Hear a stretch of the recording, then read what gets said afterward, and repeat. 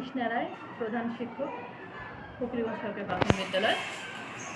আমাদের বিদ্যালয়ে যে সমস্যাটা প্রথমত হলো বিদ্যালয়ের ভবন।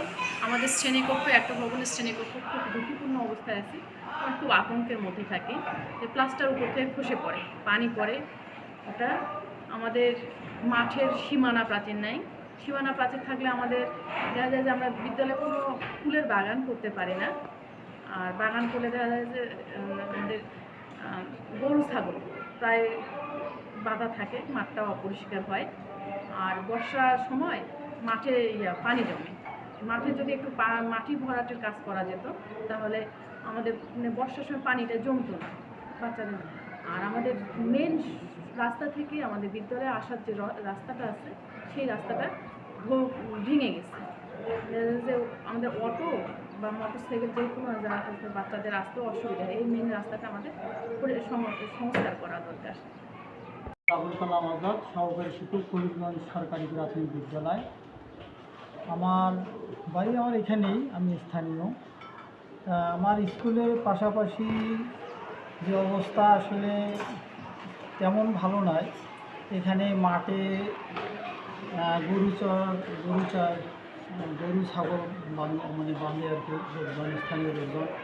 ছাদের উপরে ধান শুকাইতে দেয়। আসলে খুব সমস্যা। আর আমাদের বিদ্যালয়ের যে দুইটি ভবনের মধ্যে একটি ভবন খুবই জরাজীর্ণ অবস্থা,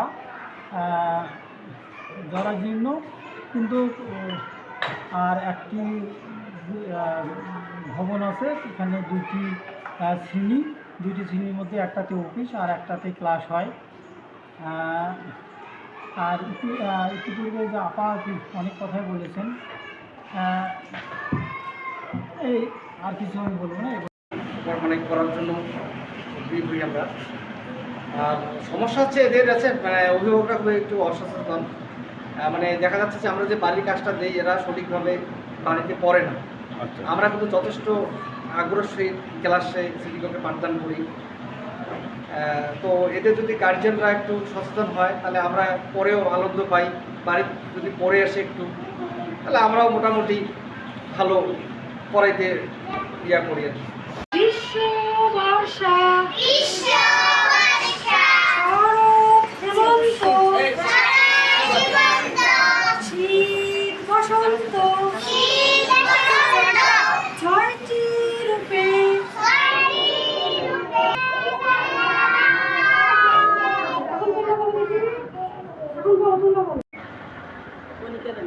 আপনি এখানে কেন এসেছেন? বাচ্চাকে নিয়ে।